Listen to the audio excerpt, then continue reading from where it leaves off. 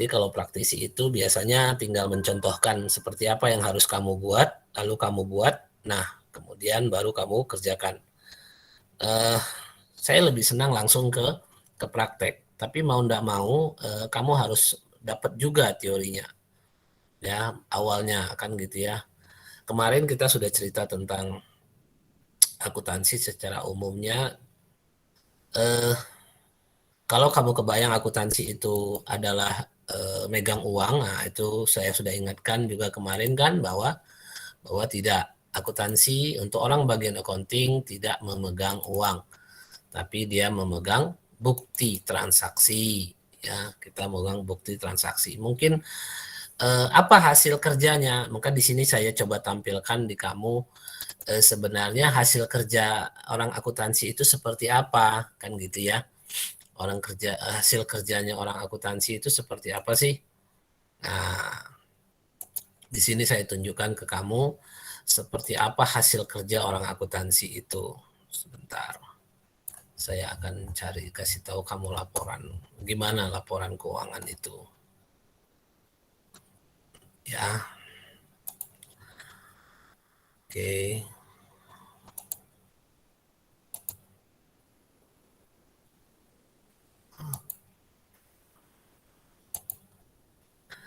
Nah, di sini kamu bisa lihat.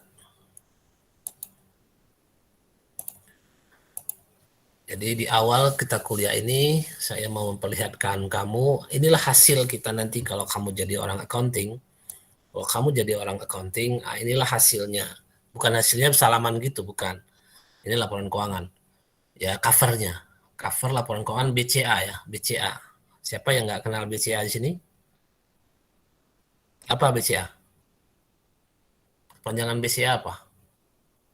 Bank Sentral Asia, Pak. Ya, betul, Ya. Bank Sentral Asia. Ya, ini BCA itu Bank Sentral Asia, tapi ini yang unit syariahnya.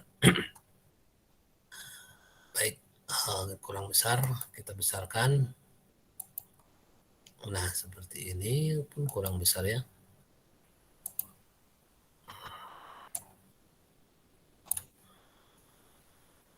Kurang besar. Tapi saya berharap kita masih nampak macam dia bentuknya buku, ya kan? 130 GB. Nah, ini ada pinggirnya kan jadi lebih enak. Ini tadi covernya, laporan keuangan. Lalu, nah ini dia laporan keuangan bangsa PT Bank BCA Syariah. Ini saya ambil untuk yang tahun berakhir pada tanggal-tanggal 31 Desember 2015 dan 2014. Beserta laporan auditor independen. Auditor independen itulah akuntan independen yang meriksa laporan ini. Jadi laporan ini diperiksa oleh dibuat oleh akuntannya perusahaan, akuntannya PT Bank BCA, lalu diperiksa lagi oleh orang akuntan yang di luar lagi, independen. Jadi sudah diperiksa gitu. Prosesnya seperti itu. Jadi inilah hasil laporannya yang sudah diperiksa itu. Udah dibuat dan sudah diperiksa. Dibuat oleh orang Bank BCA, diperiksa oleh orang di luar Bank BCA. Apa itu? Itu namanya kantor akuntan publik. Itulah profesi akuntan. Macam-macam notaris, pengacara, dokter, gitu-gitu. Ya. Nah ini dia, ini surat pernyataan. Jadi laporan keuangan itu ada surat pernyataan direksi tentang pertanggungjawaban atas laporan keuangan. Ini dia ada nama direkturnya nama presiden direkturnya. Lalu disebutkannya bahwa saya bertanggung jawab atas penyajian laporan keuangan. Nah, dia teken di materai. Dan nih, kamu perhatikan ini laporan keuangan 2015, 2014, dia naikin 2016 ya. Setahun kemudian. Jadi laporan keuangan itu pasti dibuat setelah tahun yang dicantumkan. Kalau laporan keuangan 2015 siapnya pasti 2016. Laporan keuangan 2020 pasti siapnya 2021, nggak mungkin. Karena dia per 31 Desember nih, per 31 Desember 2015 dan 2014. Seperti ini namanya pernyataan. Inilah dia yang namanya akuntan independen itu, auditor independen. Inilah laporannya. Dia akan buat laporan untuk menyatakan bahwa laporan keuangan yang dibuat PT BCA, Bank BCA itu bagus, baik, sesuai standar. Kan gitu, diteken nama akuntannya. Di kantor akuntan publik Abu Bakar Usman dan rekan. Ini dia. Ini seperti praktek pengacara itu. Ya, mana sih laporan keuangannya? Ah, ini dia laporan keuangannya. Ini dia, ini satu laporan keuangannya. Namanya laporan posisi keuangan. Nama lamanya neraca. Ya, nama lamanya neraca. Nama barunya laporan posisi keuangan. Nah, inilah dia hasil kerja. Ya, inilah hasil kerja orang akuntan. Ya kan, ini namanya laporan posisi keuangan per 31 Desember 2015-2014 dalam rupiah. Ini namanya akun. Ini yang kiri ini, kas, penempatan pada Bank Indonesia, penempatan pada bank lain, investasi pada bank, pada surat berharga, piutang, merubah, pembiayaan merubah, kan gitu ya. Ini namanya akun. Ya, nah ini catatan, maksudnya ini catatan akun ini ada di halaman atau di nomor 3, ada 2E, 4, nah gitu-gitu dia. Inilah angka ataupun misalnya kas di posisi tahun 2015 dan di posisi tahun 31 Desember 2015 dan posisi 31 Desember 2014. Ini posisi kasnya, ini nilai uangnya di situ waktu tahu tanggal ini. Demikian juga seterusnya. Ini laporan keuangan namanya. Piutang, ini belum selesai, ini baru satu jenis laporan, namanya laporan posisi keuangan. Ini dia, ada card, lalu ada aset ijarah, ini masih sambungannya, ada aset tetap, ada aset lain-lain. Nah, ini jumlah asetnya. Coba dulu, Ketua, berapa jumlah asetnya ini untuk yang 2000? Coba baca dulu. 4.389.046.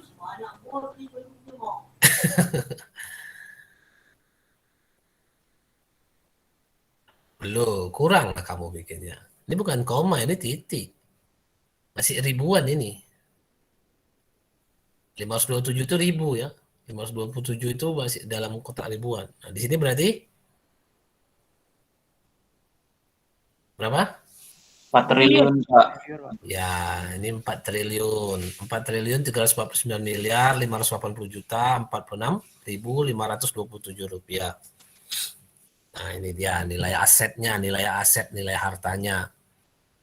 Ya kan, per 31 Desember 2000. Lalu setelah aset ada hutang, liabilitas itu hutang. Nah, ini masih dalam satu laporan ya. Ini masih dalam satu laporan posisi keuangan. Ya, ini istilahnya. Nah, ini dia jumlah asetnya. Ini hutangnya. Ada hutang simpanan, dan ini model-model akun banknya. Nah, kan gitu. Ini masih tetap laporan posisi keuangan. Nah, ini terakhir laporan, ini liabilitas sama ekuitasnya atau modalnya. Nah, inilah yang dibilang balance itu. Jumlah aset sama jumlah hutang ditambah modal itu sama. Nah, ini dia. Ini laporan asli nih ya. Ini istilahnya langsung, bukan soal, bukan ecek-ecek itu ya, bukan ecek-ecek, tapi ini langsung laporan banknya. Ya. Nah, ini namanya laporan posisi keuangan. Inilah hasil kerja orang akuntansi. Yang pertama. Yang kedua, ada namanya laporan laba rugi komprehensif. Laporan laba rugi, orang bilang. Laporan laba rugi. Seperti apa? Nah, seperti ini dia. Ada pendapatannya didapat di depan, ini di atas ya. Pendapatan jual beli, pendapatan sewa, pendapatan bagi hasil, semua pendapatan dibuat. Lalu ada biaya-biaya di bawahnya, ada biaya pegawai, biaya pengisian, ada laba. Dikurangkan antara pendapatan dengan biaya atau beban, itu menjadi angkanya namanya laba. Nah, ini dia labanya. Laba sebelum pajak zakat dan pajak penghasilan. Ini masih ada sambungannya. Nah, inilah laba bersihnya. Ini laba bersihnya setahun untuk tahun 2015. Berapa? Kalau ini baru berapa? Labanya setahun? Coba baca. 23.436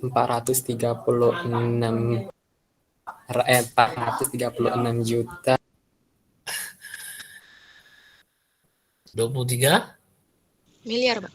23 triliun. miliar ini. Kalau laba masih miliar ya. Aset dia yang triliun, ketua. Ya, ini 23 miliar 436 juta 849.581 rupiah. Nah, seperti ini dia. Ya, ini ada laporan laba rugi. Nah, inilah dia hasil kerja kita yang kedua, yaitu laporan laba rugi. Yang ketiga, laporan yang kita buat nanti adalah laporan namanya perubahan ekuitas atau perubahan modal. Nah, seperti ini modelnya. Ini model apanya ya? Model kompleks untuk banknya. Nanti saya akan ajarin kamu pastinya dari awal, yaitu dari bentuk laporan format yang sederhana pastinya. Enggaklah yang seperti ini terus. Tapi biar kamu tahu ujungnya itu kayak gini nih. Gitu loh. Ini dia laporan perubahan ekuitas, ini yang ketiga. Yang keempat ada namanya laporan arus kas. Nah, seperti ini dia laporan arus kas itu di bank asli nih ya. Ingat, saya ingatkan ini asli, bukan soal, tapi memang asli dari laporan perusahaan. Nah, seperti ini laporan arus kas namanya. Berapa kasnya, naik turunnya dari mana. Nih, untuk keempat. Yang kelima, nah ini dia laporan rekonsiliasi dan bagi hasil. Ini yang untuk bank ya, ini untuk bank syariah. Laporan rekonsiliasi pendapatan dan bagi hasil. Ini laporan yang berapa tadi? Kelima, Pak. Nah, laporan rekonsiliasi pendapatan dan bagi hasil. Ini bank ya. Sedangkan yang keenam, laporan sumber dan penggunaan dana zakat. Ini untuk bank BCA. Ya kan? Yang 7, laporan sumber dan penggunaan dana kebajikan. Nah, ini semua hasil laporan ini dibuat oleh orang. Dan terakhir adalah catatan atas laporan keuangan. Nah, ini dibuat orang akuntansi juga, orang akuntan juga. Nah, di catatan ini dimuncullah rincian-rinciannya. Ya, rincian apa itu? Rincian dari tadi, yang di atas tadi, kas misalnya. Ini kan catatan-catatannya atau penjelasan-penjelasannya untuk setiap item perusahaan. Lalu kita masuk ke yang nomor 2, penjelasan nomor 2-nya tentang kas. Yang paling atas tadi kan kas. Nah, nih, kasnya ini, jumlahnya ini. Penempatan pada bank lain, nah, nilai giro, nah, isinya giro hadiah, pas bis, kan ini ada. Jadi ada penempatan pada bank lain, dan kemana banknya, ke bank non syariah, PT BCA, ke ICBC, NSP, unit usaha syariah. Ini yang menjelaskan angka-angka di laporan keuangan yang inti tadi, posisi keuangan sama laba rugi. Jadi laporan intinya itu adalah laporan posisi keuangan dan laba rugi serta laporan ekuitas. Itu yang paling awal dalam pembelajaran kita ini. Ya, dalam pembelajaran kita ini kita akan belajar bagaimana menyusun laporan posisi keuangan atau neraca nama-lamanya. Ya, nama-lamanya itu neraca. Ini laporan posisi keuangan kayak gini nih. Ini namanya neraca. Ya, namanya neraca. Jadi kita akan menyusun ini. Di pelajaran di pengantar akuntansi ini, kita akan menyusun laporan seperti ini. Ya, saya kira itu. Ada yang mau ditanyakan sampai di sini? Tentang pengenalan hasil kerja akuntan ini.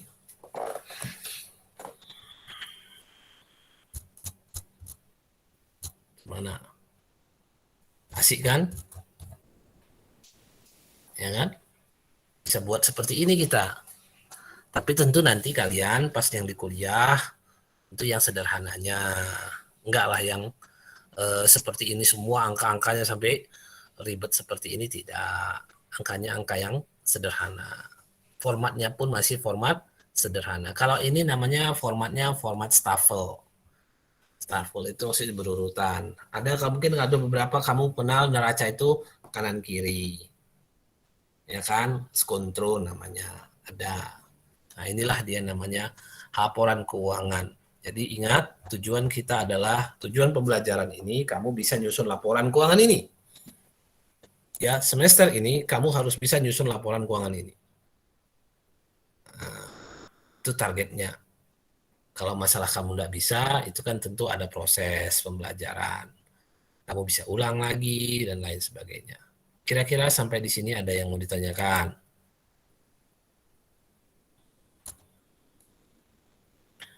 Apakah kita buat laporan keuangan bank, Pak? Oh, tidak. Di pengantar akuntansi, kamu tidak belajar laporan keuangan bank khusus, tapi kita laporan keuangan perusahaan umum.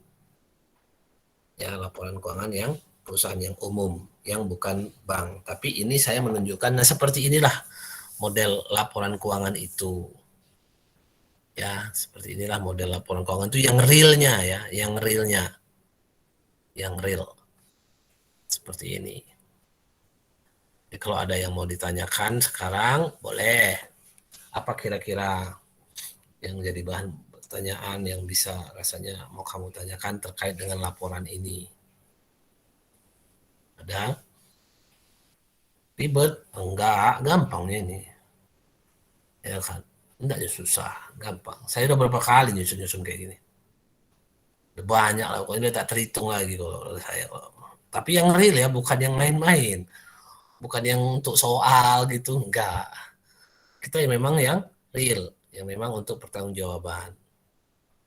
Jadi laporan keuangan itu kan kadang untuk pertanggungjawaban ke pemilik ataupun bayar pajak, kan gitu kan. Bayar pajak kan dia harus nengok labanya. Laba yang saya tengok tadi, nah itulah dasar perhitungan pajak badannya perusahaan ini. Dari situ angkanya. Ya, lalu untuk minjam uang ke bank, misalnya ke perusahaan umum, minjam uang ke bank, dia harus butuh laporan keuangan yang, inilah laporan keuangan sesuai standar itu. Jadi kalau kamu misalnya ke mana ya, ke perusahaan-perusahaan kecil gitu, atau kemana, lalu, mana ada laporan keuangannya di sini Pak, misalnya gitu kan. Oh ada, katanya misalnya. Mana? Jangan terkejut kamu, nanti kamu ditunjukkannya uang kas, catatan masuk uang dan keluar. Uang kas masuk dan uang kas keluar. Dia merasa itulah laporan keuangan. Kamu kalau sudah kuliah di sini, ya nggak usah ketawain, tapi ya senyumannya dalam hati. Ya, itu bukan laporan keuangan. Itu catatan keuangan, ya. Laporan keuangan bukan. Laporan keuangan itu yang ini. Ada laporan posisi keuangan, laporan laba rugi, laporan perubahan modal, ekuitas, laporan arus kas, dan catatan atas laporan keuangan. Itu kalau yang perusahaan umum. Ya, kalau yang untuk perusahaan umum seperti itu. Jadi kadang-kadang kita kan ya, mudah-mudahan kamu nggak masih, ya kalau kamu sebelumnya memandang seperti itu, bahwa laporan keuangan itu adalah catatan uang masuk, uang keluar, nah sekarang tentu beda lah. Kamu kan sudah kuliah, ya kan? Kamu sudah kuliah di akuntansi ya. Begitu dia tunjukkan, mana laporan keuangannya, kita mintakan. Kasihnya pula uang, catatan uang masuk, uang keluar. Nah itu bukan laporan keuangan. Itu catatan keuangan, ya. Laporan keuangan bukan. Laporan keuangan itu yang kayak gini. Jadi mirip semua di seluruh dunia, semua laporan keuangan mirip seperti ini. Yang kalau kamu kemanapun, ketika kamu tanya mana laporan keuangannya, seluruh dunia pasti menunjukkan mirip, bukan pasti sama. Ya, bukan pasti sama, tapi mirip semua dengan model kayak gini. Ada neraca atau posisi keuangan, ada laporan laba rugi, ada perubahan modal, arus kas, sama catatan atas laporan keuangan. Nah, inilah dia namanya laporan keuangan. Ya, inilah yang kita susun nanti. Di semester ini target kamu bisa buat laporan kayak gini. Ya kan? Ya tentu dalam format yang sederhana. Enggaklah dalam format yang seperti ini. Yang sederhana dulu lah, ya kan? Udah ada pada megang bukunya kan? Udah, belum? Belum, Pak. Susah ya bukunya ya? Susah dicari? Ya mungkin karena baru 1 hari. Ya udah nanti pelan-pelan dicarilah itu bukunya. Ya, nanti dibahas biar nanti kita bisa, karena kayak PR-PR-nya, latihan-latihannya dari situ. Ya, latihan-latihannya dari situ. Saya tidak menjual bukunya pastinya. Jangan kamu tanya, Bapak nggak jual bukunya? Enggak, saya bukan penjual buku, saya dosen. Ya, saya bukan penjual buku. Ya, kalian carilah sendiri itu. Ya, itu mungkin. Oke, sampai di sini. Ada yang mau ditanyakan? Ada yang mau kita diskusikan?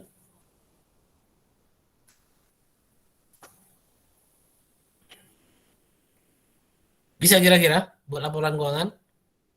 Bisa lah ya. Bisa lah, masa nggak bisa?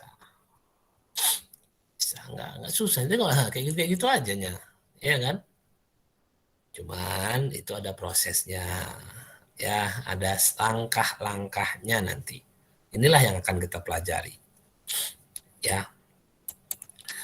Jadi semua ini laporan yang tadi itu, laporan yang kamu tengok tadi itu semua bermula dari yang namanya persamaan akuntansi, accounting equation namanya. Itu semua bermula dari yang namanya accounting. Jadi laporan yang gitu banyaknya Pak bermula dari awal muasalnya itu bermula dari accounting equation. Persamaan akuntansi. Ya seperti apa itu? Sebentar kita buka dulu. Papan tulis nggak bisa, Word aja lah paksa. Mana lah Wordnya?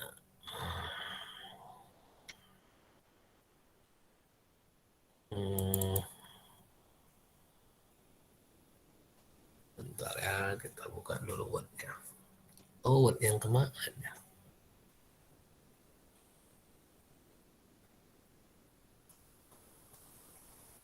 Jadi materi pembelajaran kita ini betul-betul step by step menyusun laporan keuangan. Jadi mungkin yang anak SMK sudah pernah, tapi ya tadi kemarin kan sudah saya bilang tolong dipahami modelnya sedikit berbeda, tapi ya jangan, saya yakin itu jangan merasa bosan lah ataupun kok ini lagi ini lagi kan ya, artinya memang kondisinya kebetulan seperti ini kan gitu ya.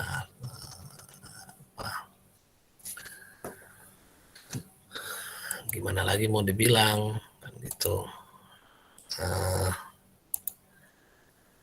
Kita presentkan dulu.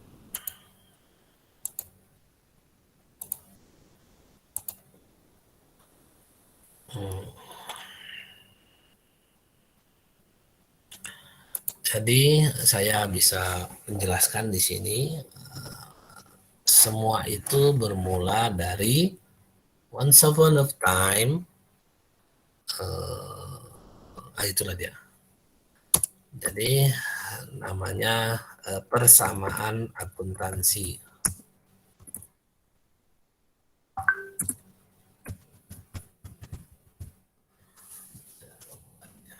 Accounting equation. Kalau kamu buka pun di buku itu,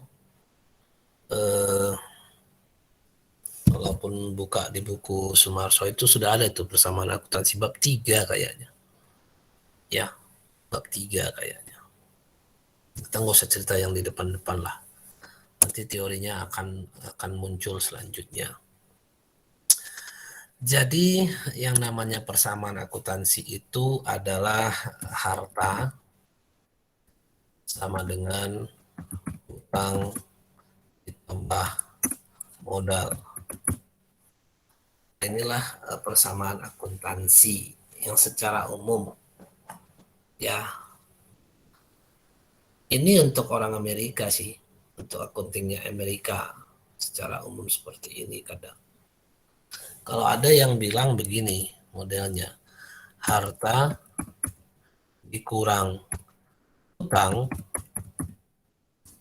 sama dengan modal. Ya sami mawon ya kan. Sama aja kan. Kalau kamu belajar matematika ya sama aja ini. Kalau utang dipindahkan ke kiri, dia berubah jadi kurang. Ya kan, harta dikurang hutang sama dengan modal. Tapi kita pakai ini, kalau orang ini, kalau yang ini modelnya model di Inggris. Ya, yang model-model seperti ini model di Inggris. Kalau kita banyak di dibayang-bayangkan oleh orang Amerika. Amerika itu kayak gini. Ya, Amerika, Belanda itu kayak gini. Harta sama dengan hutang tambah modal. Ini sebenarnya.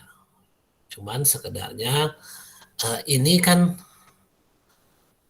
karena kita ini pun cerita syariat Islam, ini diketemukan dulu di si Lukas Pacioli itu yang ngomong ini juga sih. Ada catatan-catatan akuntansi, lalu dia buat seperti inilah adanya persamaan akuntansi. Padahal sebenarnya kalau kamu lihat filosofinya ataupun konsep dasarnya, tentu kalau kita bisa bilang bahwa kalau kayak gini rumusannya, kalau seperti inilah rumusannya, tentu kita bisa bilang juga kalau saya sih bukan bukan diferensialkan, tapi diintegralkan, dinaikkan ke atas. Kalau yang ngerti matematika kan dinaikkan ke atas. Apa itu? Harta sama dengan sumber harta. Sebelum muncul hutang ditambah modal, kan ya, sebelum muncul harta sama dengan hutang ditambah modal, tentu awalnya itu adalah harta sama dengan sumber harta. Ya kan? Harta sama dengan sumber harta. Artinya nggak mungkin harta yang kita terima itu didapat bukan dari sumber yang memberikan harta itu ke kita. Kan gitu ya. Artinya harta yang kamu pegang ini ya memang bersumber dari yang memang dikasih ke kamu, kan gitu ya, yang memang dikasih ke kamu itu hartanya. Berdasarkan persamaan ini, harta adalah sama dengan sumber harta. Kalau dipikir-pikir, sumber dari segala sumber itu siapa? Kan gitu ya. Nah, di sini harta itu banyak orang menganggap harta itu penguasaan kita. Tapi sebenarnya harta itu lebih dominan adalah amanah. Amanah ya. Harta itu adalah amanah. Amanah yang diberikan orang. Nah, amanah itu siapa yang memberikan? Amanah yang kita terima ataupun harta yang kita terima. Udahlah, kalau memang mau pakai harta mau pakai amanah. Harta itu, amanah itu yang diberikan oleh Allah Subhanahu wa taala tentunya. Sama dengan di sini bukan maksudnya sama Allah itu yang amanah, bukan. Amanah yang diberikan Allah itulah yang kita terima. Pemberian ya gitu. Jadi semua yang diberikan Allah kepada kita itulah yang kita terima. Bahasanya kalau sudah rezeki kamu nggak akan mungkin tertukar. Itu bahasa hadisnya kan begitu ya. Yang kita terima pasti sudah ditetapkan oleh yang memberi, sang pemberi. Nah, inilah dia filosofinya. Sehingga muncul persamaan harta sama dengan hutang ditambah modal. Kalau orangnya konven ya ini aja dia ceritanya. Kalau orang konven cuma berhenti di sini. Kalau kita orang syariatnya sebenarnya harusnya sampainya ke atas. Ya, artinya memang semua ini adalah pemberian dari Allah Tuhan yang Maha Kuasa, Tuhan Maha Pemberi. Inilah dia. Jadi persamaan akuntansi itu pun semuanya berdasarkan atas pemberian dari Allah Subhanahu wa taala. Ya, jangan dikira kita ini terlepas dari pemberian Tuhan yang Maha Kuasa, Allah Subhanahu wa taala. Apa hubungannya dengan akuntansi, Pak? Nah, kan gitu bahasanya kan. Apa hubungannya dengan akuntansi, Pak? Kita kan cerita akuntansi, kenapa Bapak cerita-cerita ini? Inilah konsep. Inilah dia tadi. Laporan yang banyak tadi itu konsep awalnya itu sebenarnya ini. Harta sama dengan hutang ditambah modal ini. Itu dipecah-pecah sama orang. Ya. Harta bisa berupa uang, kas, bisa berupa barang, persediaan barang mau dijual gitu ya, bisa berupa aset tetap, misalnya gedung, ya kan, itu semua berasal dari Atau itu semua sama berasal dari atau sama dengan sumber harta. Sumber harta itu kalau nggak hutang ya ada hutang mana? Hutang dagang bisa, hutang bank bisa, kamu bisa hutang ke bank bisa, gitu. Atau bisa juga dari modal sendiri. Modal sendiri itu maksudnya modal kita, ya, uang kita sendiri, modal pribadi, modal siapa, modal si Ismi misalnya,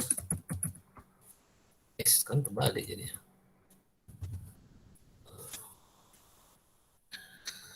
Discuss atau uang harta yang ada di sebelah kiri. Ingat ini bukan sekedar simbol ya, ini sama dengan ini. Ini bukan sekedar simbol saja ya.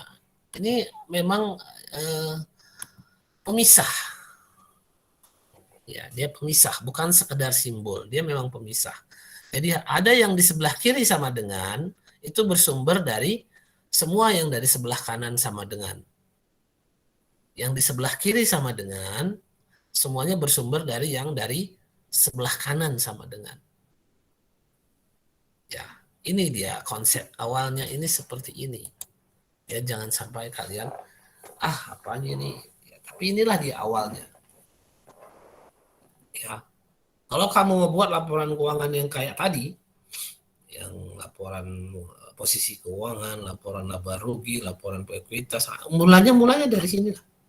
Dari yang kuning itu, dari yang atas, dari amanah Allah itu, harta jadi sumber harta itu pastinya dari pemberian Allah Subhanahu wa taala pastinya. Ini biar jangan lebih nanti jadi bingung pemberian ya. Amanah dengan pemberian Allah Subhanahu wa taala. Ya, pemberian Allah Subhanahu wa taala itu ya berupa hutang itu kan ataupun modal sendiri itu kan, modal si Ismi itu dari mana? Kan dari pemberian Allah Subhanahu wa taala pastinya. Lalu dikumpulkan, diberikan atau dialihkan menjadi harta. Nah, satu lagi yang kalian harus coba pahami bahwa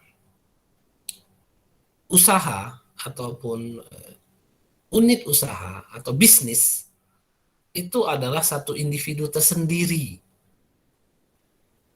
Ya, satu individu tersendiri. Ibaratnya dia orang sebenarnya, individu di luar dari pemilik. Walaupun modalnya modal si Ismi misalnya. PTA misalnya, pemodalnya si Ismi. Nah, kan gitu kan. Tapi PTA itu punya identitas sendiri. Ada TDP namanya, tanda daftar perusahaan, ada SIUP namanya, surat izin usaha perdagangan. Kalau di kitanya, TDP itu untuk perusahaan. Di kitanya itu namanya KTP. Kalau orang, namanya KTP. Kalau perusahaan namanya TDP, tanda daftar perusahaan. Dia ada tanda pengenal gitu. Berarti dia usaha itu, lembaga itu ataupun badan usaha itu bisa memiliki tindakan hukum.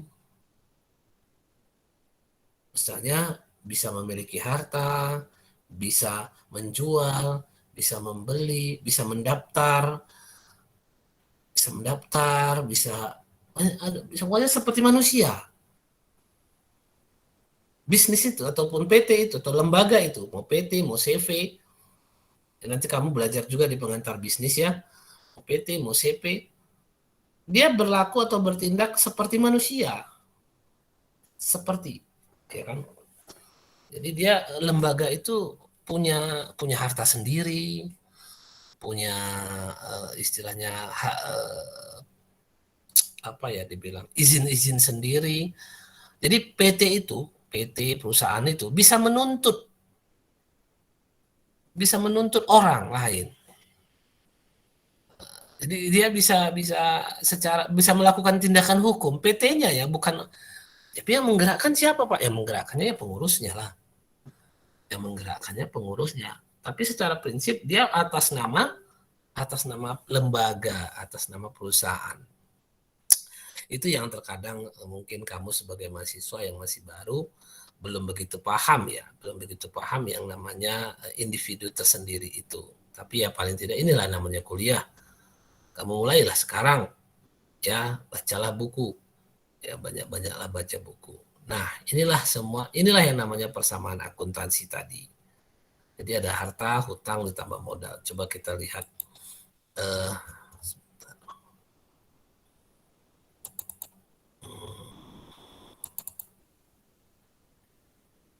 Kita perhatikan lagi satu lagi.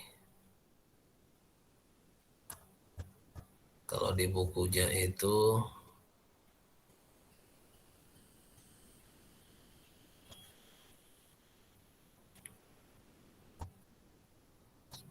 mana dia?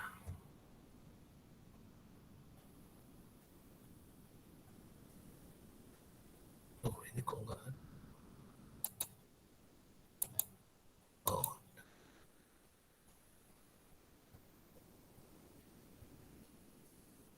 Oke, coba kita ganti dulu presentnya.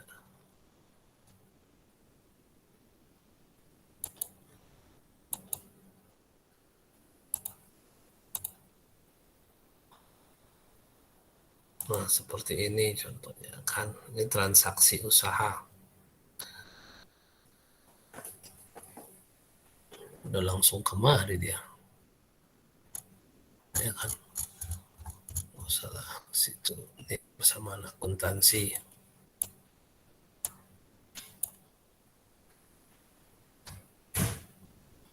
Hubungan transaksi usaha dan pencatatannya dalam persamaan akuntansi. Iya, paksa ke sini juga dia. Nah, penjelasannya tentang transaksi. Apa yang kalian ketahui tentang transaksi? Coba. Pembayaran, Pak. Nggak dengar saya. Kurang. Kamu pakai HP juga, mau pakai laptop juga ya? Pakai HP, Pak. Putri. Gema suara saya jadi di sini. Coba. Apa kira-kira menurutmu transaksi itu? Pembayaran. Hanya pembayaran. Transaksi. Oke, si Putri bilang pembayaran. Transaksi itu adalah pembayaran. Yang lain? Jual beli, Pak. Jual beli. Ya, transaksi itu adalah transaksi penjualan dan pembelian. Cuma itu? Iya, Pak. Nggak ada lagi yang lain. Tukar nggak boleh? Tukar bukan transaksi jadinya? Transaksi, Tambah. Pak. Nah, jadi kuranglah pengertiannya tadi ya kan? Definisi yang kamu sebutkan tadi kurang jadinya. Ya, jadi bukan seperti itu. Berarti masih kurang lengkap. Coba yang lain.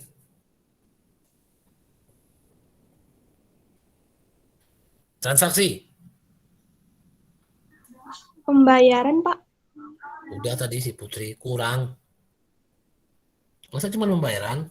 Tadi si Padli aja bilang pembelian, jual beli aja saya bilang masih kurang. Ketika saya bilang tukar transaksi Pak, berarti kan belum termasuk jadinya. Jadi transaksi itu apa? Kegiatan yang menimbulkan perubahan pada kondisi harta atau finansial, Pak. Oh, bagus ini kan cepat Google-nya ya Kak. Ya kan? Kegiatan yang merubah apa tadi? Yang merubah pada kondisi harta atau finansial. Oh, cuma harta. Kurang cepat bacanya, belum lengkap itu salah. Baik, sudah dibaca sih Sarah tadi, cuman kurang lengkap, tinggal diperjelas saja. Jadi transaksi itu adalah kejadian perubahan posisi harta, hutang, dan modal. Ya, jadi transaksi apapun itu kejadiannya yang merubah posisi, posisi di situ maksudnya letak. Bisa dia mula-mula di uang berubah dia menjadi bertukar dia menjadi harta tetap atau harta lainnya. Perubahan posisi itu pun itu transaksi. Harta hutang. Jadi kalau hartanya bertambah, hutangnya bertambah, itu pun transaksi. Jadi semua posisi ataupun semua perubahan posisi harta, hutang dan modal itu adalah transaksi. Ya, itu adalah transaksi. Jadi bukan hanya pembayaran. Pembayaran itu apa sih, Pak? Pembayaran itu kan kalau ditanya perubahan apa? Kalau pembayaran kamu apa yang berubah? Posisi apa yang berubah?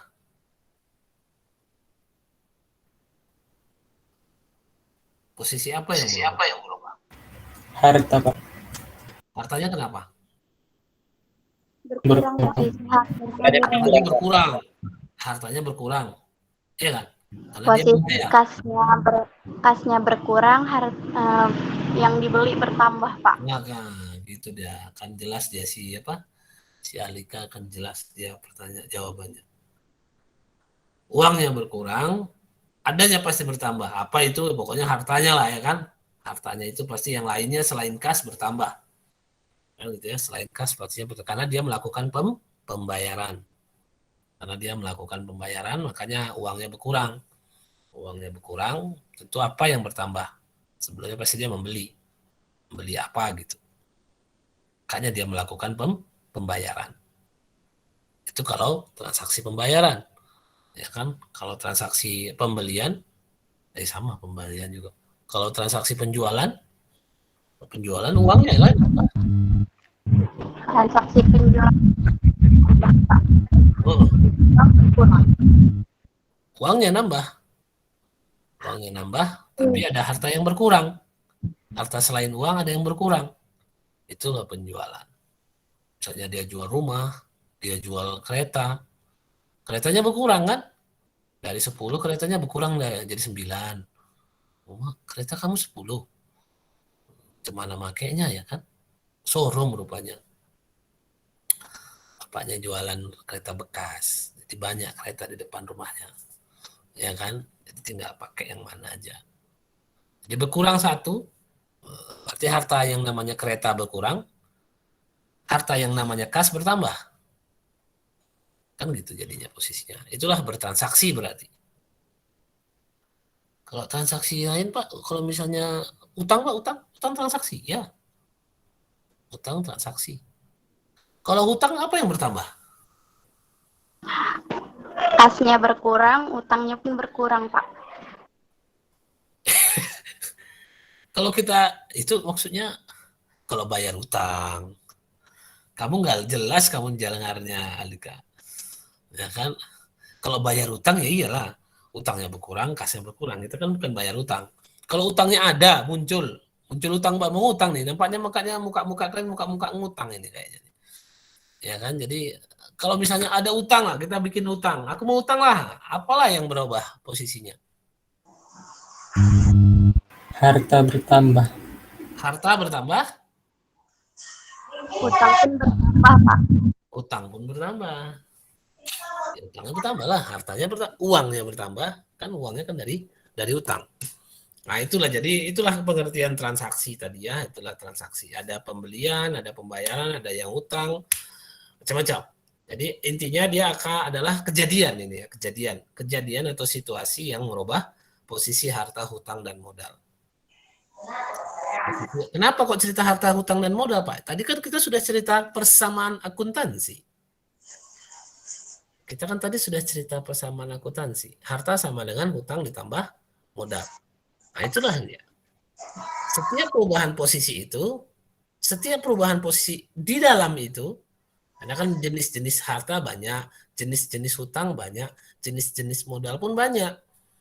Jadi perubahan setiap posisi itu pun, masing-masing di antara posisi itu pun itu transaksi namanya. Apalagi berubah menyeberang.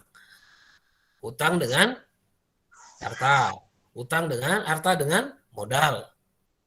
Ada perubahan gitu ya, itu pasti ada transaksi pastinya. Itu pastinya ada transaksi. Ya, kalau bingung mah biasalah. Yang anak-anak IPA bingung itu mah biasalah, ya kan? Kalau nggak bingung masa masa kuliah, ya kan? Kalau kuliah ya pertama-tamanya ya bingung. Sama dengan nanti kamu kerja juga kok. Pertama kali kamu kerja di suatu perusahaan nanti pun, pertama kali adalah apa yang kamu alami? Yang kamu alami adalah bingung, ya kan? Jadi istilahnya kebingungan. Cuman kalau kamu bertahan di kebingungan itu ya nggak akan maju-maju kita ceritanya. Jadi kita membutuhkan rasa ingin tahu, rasa yang dulu pernah ada misalnya, ya kan? Nah, kayak gitulah maksudnya, ya kan? Kayak gitu. Jadi kita ciri-ciri yang kalau yang kamu ya ini pula masalah anak-anak sekarang ini sama aja ya. Kalian kan seperti anak saya kan umurannya sama. Anak saya udah semester 5. Ya seumuran lah gitu misalnya kan. Apa yang terjadi ya kamu harus pupuk itu keingintahuan ya. Keingintahuan kamu itu harus kamu coba tumbuhkan. Satu. Ini saya sih agak sedikit melenceng karena saya temui generasi yang muda ini seperti kalian ini rasa ingin tahunya itu kurang gitu. Satu, yang kedua kalau sudah susah berhenti. Jangan berhenti gitu loh. Ada ya jangan sampai ini saya yakin bagi yang baru pertama kali mengenal akuntansi, satu pertama pasti kalau masih taraf awalnya bingung ya masih bisa lah ya kan, duduk kongko sama kawan hilang bingungnya. Tapi kalau sudah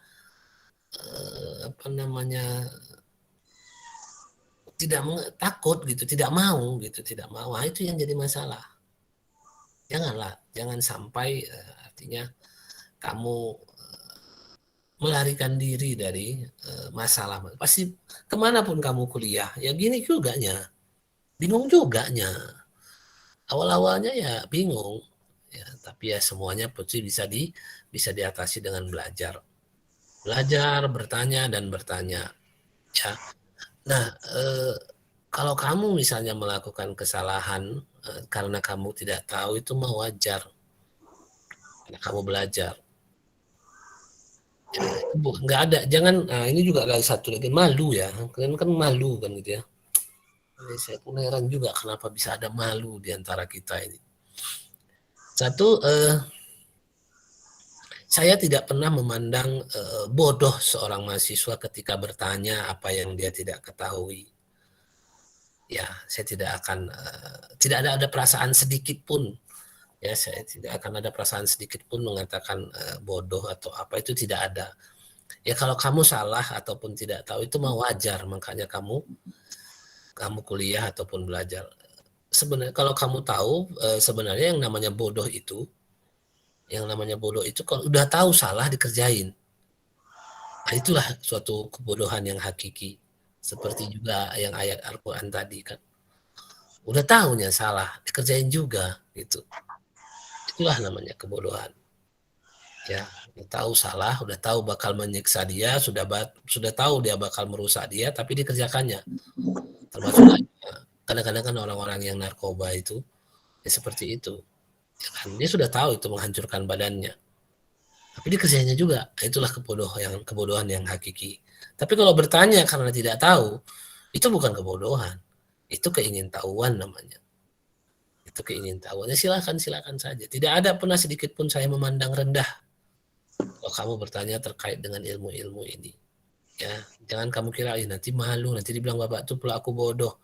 Enggak, tidak apa. Tidak ada seperti itu. Anggapan saya tidak seperti itu. Ya, silakan bertanya. Tapi ya itu tadi, janganlah malu lah pokoknya ya. Jangan malu. Silakan. Jadi di grup itu pun gunanya untuk bertanya, macam kemarin kan ada yang nanya tentang buku, ya silahkan kan saya jawab. Ya kan saya jawab. Enggak apa-apa, bagus. Kalau nggak ngerti ya ditanya. Cuman kalau kamu bertanyanya malam, Ya, tentu saya jawabnya di jam kerja. Siti Aisyah, matikan suaranya. Oke. Jadi itu kondisinya ya. Silakan nanti kalau ada yang kurang jelas atau ada diskusi lebih lanjut nanti ya silakan. Silakan, tidak ada pelarang, apalagi itu tadi asiknya sudah apa ini kan daring ini. Kamu bisa tanya aja. Kamu bisa tanya aja melalui grup WA itu. Silakan. Ya, nggak ada masalah. Ya, itu kondisinya. Baik. Jadi ini awal ya. Awal pembelajaran kita itu adalah yang namanya persamaan akuntansi. Silahkan digali informasinya seperti apa. Seperti inilah dia sebenarnya, ada transaksi usaha atau kejadian yang merubah posisi harta, hutang, dan modal. Lalu kita nilai perubahan antara posisi harta, hutang, dan modal itu berubah. Ada satuannya. Ibaratnya kalau kita panjang itu sentimeter, meter, kalau berat itu kilogram, gram, ons, kalau ada satuannya. Ya, perubahan-perubahan dalam akuntansi ini, perubahan-perubahan dalam transaksi ini, satuannya itu adalah uang. Jadi uang itu kalau di kita ibaratnya seperti satuan, seperti sentimeter, kilogram, hanya sebatas itu saja kalau di kita. Ya, jadi uang itu hanya mengukur perubahan-perubahan itu. Alat ukur dia jadinya kalau di kita. Ya, alat ukur. Jangan kamu tanya di kondisi yang real. Di kondisi yang real, uang itu diperjualbelikan. Nah, itu sebenarnya masih sangat dilarang. Itu sangat dilarang itu ya sebenarnya. Tapi ya dipraktekkan juga. Secara syariat tidak boleh jual beli uang. Saya yakin pun kalau nggak silap saya dihukum orang Kristen pun itu tidak boleh. Alat pertukaran tidak boleh dijual beli. Jadi saya pun nggak tahu kita ikut aturan siapa ini sekarang. Ya, uang dijual belikan. Apalagi mau hari raya ya kan, uang baru, dijual belikan itu riba. Itu jelas-jelas riba. Nah kalau riba ini yang melakukan dan yang menerima dan pokoknya dua pihak itu kena dua-dua dosanya. Ya, karena dosa yang paling berat, dosa yang paling ringan dalam riba adalah berhubungan dengan ibu kandungnya. Bayangkan, seperti itulah dosa yang paling ringannya. Ya, kalau kita laki-laki ya, kalau perempuan ya kayak gitulah sebaliknya mungkin ya, sama bapaknya. Nah seperti itulah dia. Dosa yang luar biasa besarnya riba itu. Ya jangan terpikir kita untuk mikirkannya pun nggak boleh kita. Makanya terkadang saya sedikit berbeda dengan dosen-dosen yang lain nanti kalau kamu akan perhatikan. Karena saya tidak mau mengajarkan kalian bagaimana perhitungan bunga. Saya tahu bagaimana menghitung bunga, tapi ya di pelajaran ini memang ada pula nanti. Karena ada anggapan ya kita harus belajar ekonomi konven juga supaya bisa membedakan dengan yang syariah. Oh enggak, saya enggak. Saya lebih ekstrim. Saya ke syariahnya aja langsung. Riba, kamu kalau syariah harus bangga.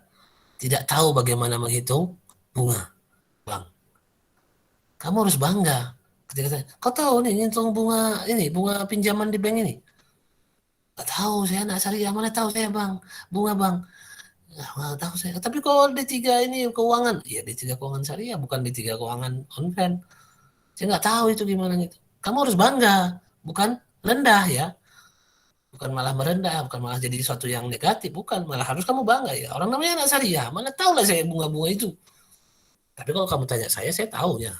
Saya udah tinggalkan lama itu, tidak mau saya pelajari lagi.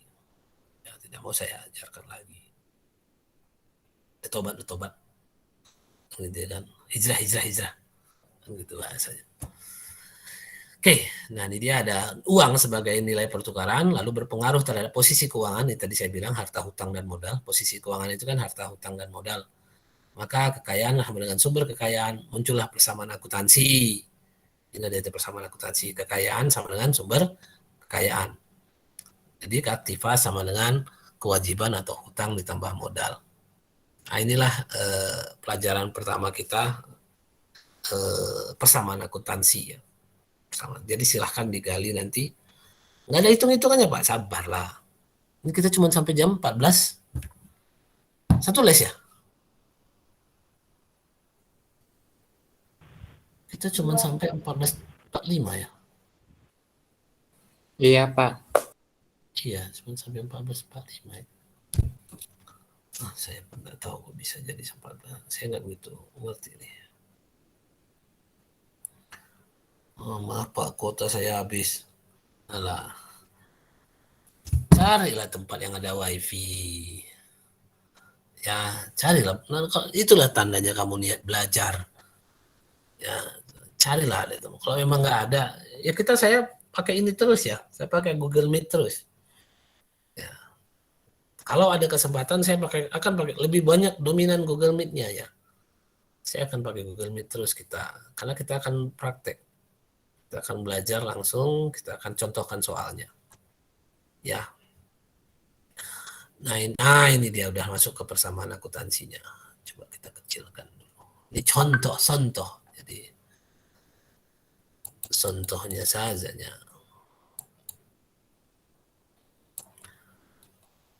Aduh. Baik. Perusahaan Otolet Ali. Jadi seperti tadi awalnya ya, transaksi itu bermula dari aktiva. Sekarang udah nggak ada lagi nama aktivanya, aset namanya. Aset ya, aset sama dengan hutang ditambah modal.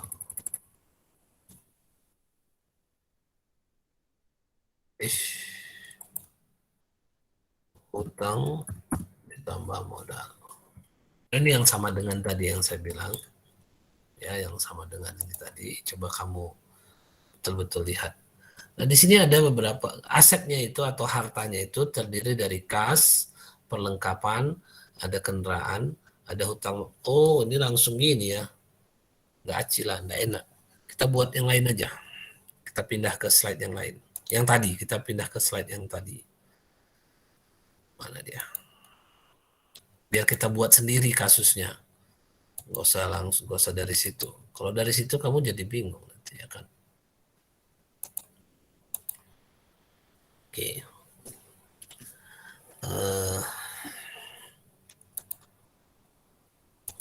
Seperti ini tadi. Kita buatlah persamaan akuntansi yang lain kan gitu ya. Maksudnya persamaan akuntansi ini semuanya bermula dari transaksi pastinya. Kan transaksi ini. Ya. Jadi coba kita buat persamaan akuntansi kita. Kalau kita mau buat akuntansi atau pembukuan suatu usaha, maka kita buat dulu persamaan akuntansinya. Persamaan akuntansi pasti harta sama dengan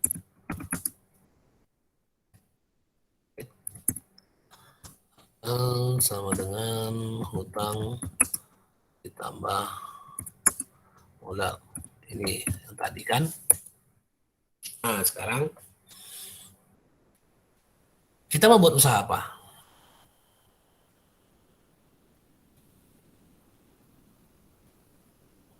PS1A. Kepingin buat usaha apa ya? Supaya kita catatkan dalam bentuk persamaan akuntansi. Gimana?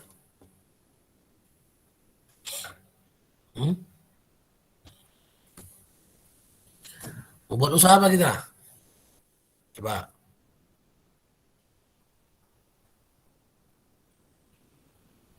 Ya, nggak ada kepikiran bisnis. Waduh, kita udah masuk ke bisnis ini nah ya.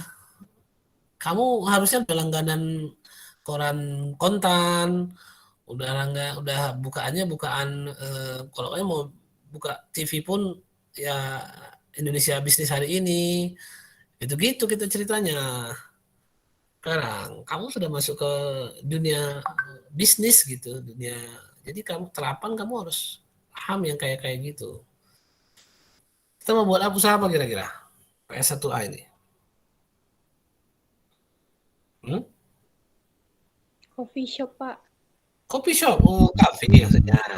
Saya tahu aja dia. Siapa tadi? Astri ya. Kopi juga ada nih. Ini memang kopi, ya kan? Oke lah, kita buat kopi PS1A. Kafe PS1A, ya kan? Kafe PS1A. Gitu ya. Oh, di atas lah kita bikin, kok di bawah.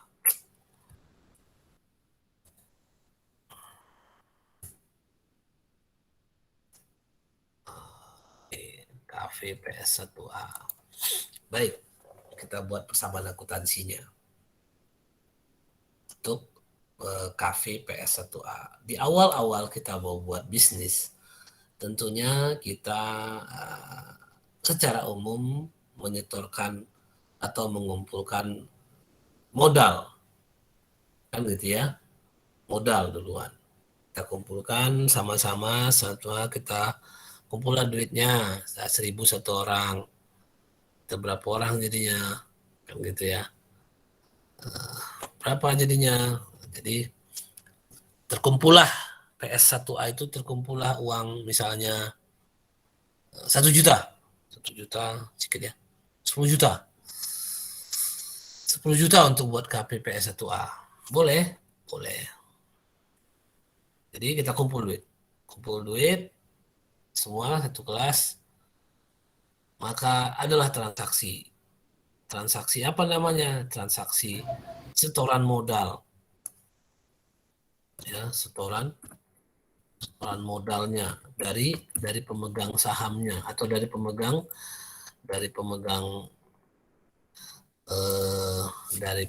usahanya, pemiliknya ya kan, setoran modal. Setoran modalnya apa? Dalam bentuk apa? Kan itu dalam bentuk uang. Ya, dalam bentuk uang yang namanya kas. Ya kan, yang namanya kas, oh bolehlah. Kas itu sama dengan uang ya. Ya, ada kas. Kasnya kita buat berapa tadi? 1 juta, 10 juta ya. 10 juta. 10 juta ini berasal dari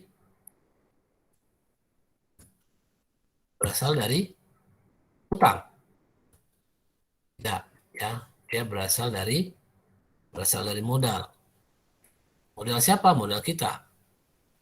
Modal kita berapa? Ya, karena modalnya kita sudah ngumpul masing-masing misalnya berapa orang terkumpul 10 juta, tentu itu udah modal sendiri namanya. Modal kelas misalnya. Modal kelas. Apa modal kelasnya? Ya 10 juta.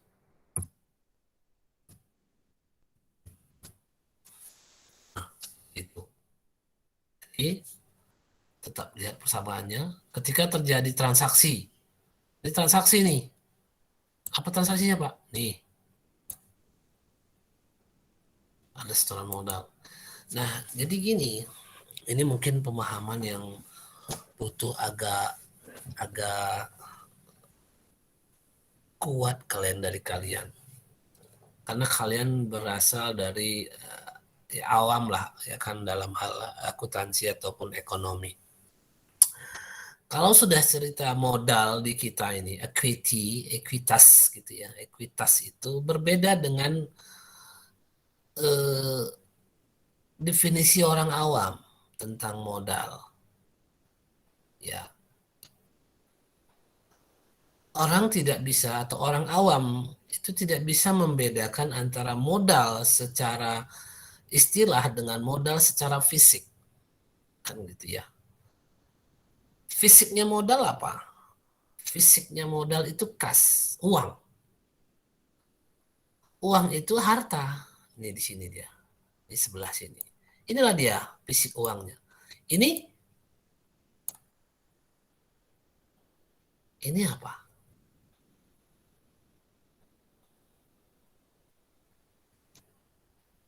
Ini fisiknya.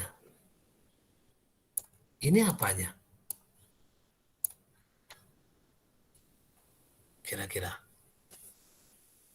Ini namanya register atau apa ya bahasa yang gampangnya, hak pengakuan.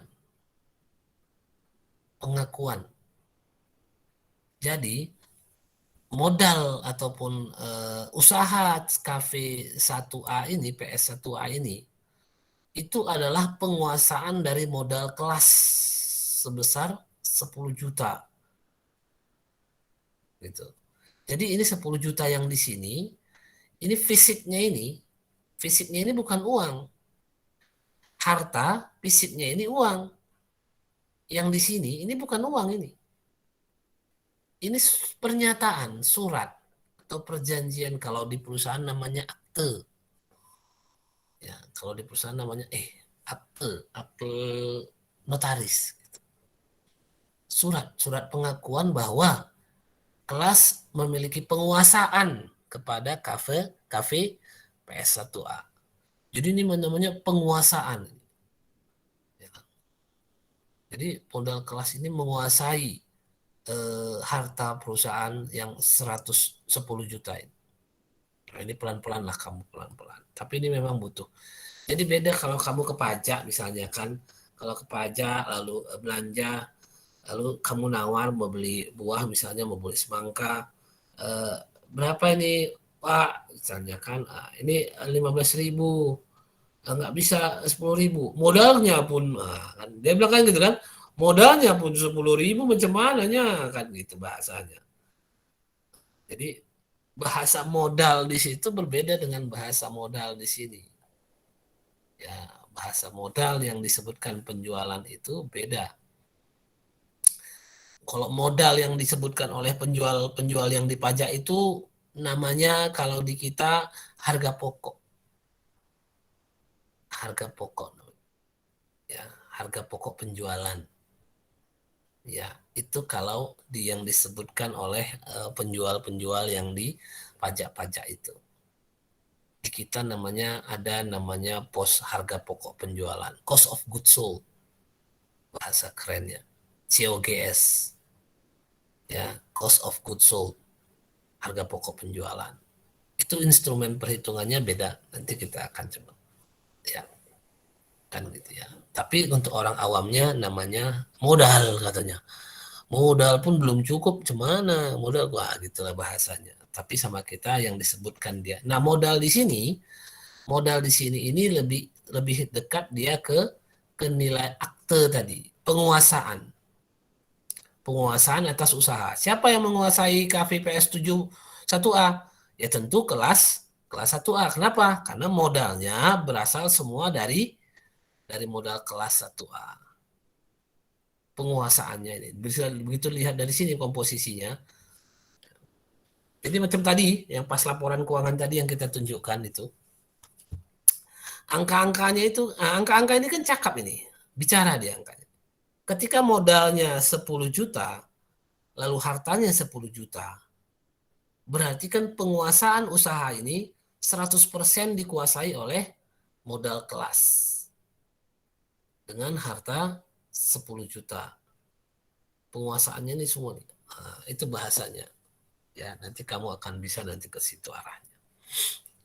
Nah, ini persamaan ya. Setoran modal harta kas sebesar 10 juta sama dengannya jangan lupa. Sama dengan modal kelas 10 juta. Inilah transaksi pertamanya. Ya, inilah transaksi pertamanya. Transaksi keduanya apa? Kan gitu kan. Transaksi keduanya tergantung. Kalau saja sudah setor uang, udah kita kumpul uang buat kafe nih. Terus mau ngapain kita, Astri? Beli perlengkapannya, peralatan. Ya, kita belanja lah dulu, beli perlengkapannya. Enggak lah, mungkin kita nggak beli tenda, beli apa namanya, kursi-kursi, meja, gelas-gelasnya untuk ngopi-ngopi, ya kan? Itu kondisinya. Ya. Oke. Kita beli dulu, perlengkapan, nah ya, peralatan bukan perlengkapan, peralatan. Bedakan peralatan dengan pakai, supplies dia habis pakai. Tapi kalau peralatan tidak, ya peralatan itu bisa dipakai berulang-ulang. Contoh kursi, meja, alat-alat ya, cangkir itu kan. Nah, tapi kalau perlengkapan itu ya bubuk kopi, apalagi bahasanya bubuk kopi, apa ya, yang habis-habis pakai gitu lah. Sirup-sirupnya itu, Pak. Sirup-sirupnya itu bisa dipakai beberapa kali kan. Maksudnya satu botol bisa dipakai beberapa gelas, bukan sirupnya itu diulang-ulang lagi dipakai, enggak ya kan. Dalam satu botol itu bisa beberapa kali pakai, ya begitulah. Jadi peralatannya berapa rupanya, Astri? Nilainya?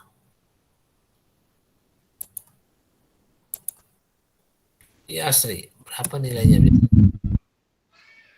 Peralatan. 3 juta cukup, Pak. 3 juta? Oke lah, oke. Baik. Peralatannya berarti ada harta yang namanya peralatan. Kan ada namanya harta yang namanya peralatan. Terus sama dengan. Oke, ini kita geser lagi. Ya, beli peralatan. Berarti di sinilah di bawahnya. Bang tadi 3 juta ya? Ini dalam rupiah semua ya? Oh, mau lepaskan dia supaya di tengah.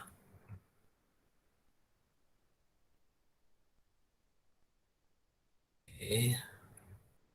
3 juta. Nah, ini baru kita lihat. Kita garis saja contohnya. Kalau beli peralatan 3 juta.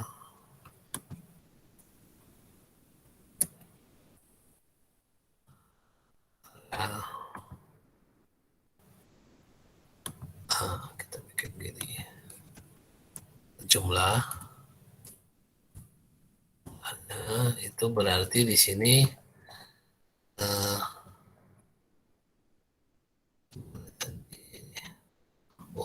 ininya digeser dulu ya.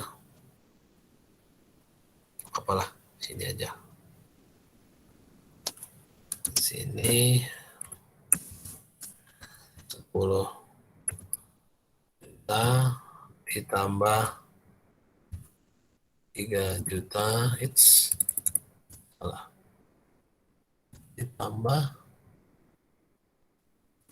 3 juta sama dengan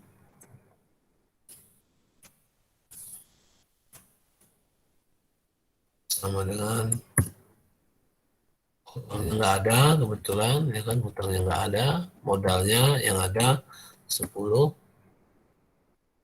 Tunggu dulu, salah nih, harus saya tuliskan dulu ya. Kalau beli 3 juta tentu uangnya berkurang. Apa belinya? Duit ya. Duit lah. Nggak mungkin pakai duit teh, daun teh. Maka kasnya berkurang jadi 7. Nah, ini dia. Ini cara bacanya seperti ini. Ya, mana sama dengannya? Oh, ini sama dengannya ini. Oke. Setelah transaksi setoran modal, lalu modalnya dipakai untuk membeli peralatan sebesar 3 juta, bentuk uang ya, uang yang dikumpulkan dari modal itu kita beli sebagai peralatan 3 juta, maka posisinya seperti ini jadinya. Ya, di posisi harta ada uang 7 juta dan ada peralatan 3 juta.